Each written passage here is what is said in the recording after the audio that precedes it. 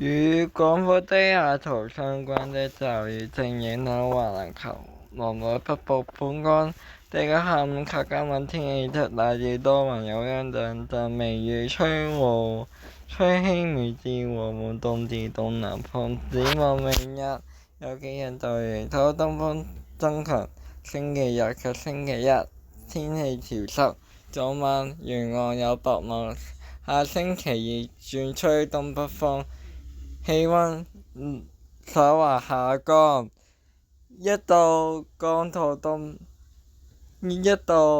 闊低壓槽會在明日為華南帶來幾陣雨，同時一股達強風程度的偏東氣流會抵達廣東沿岸。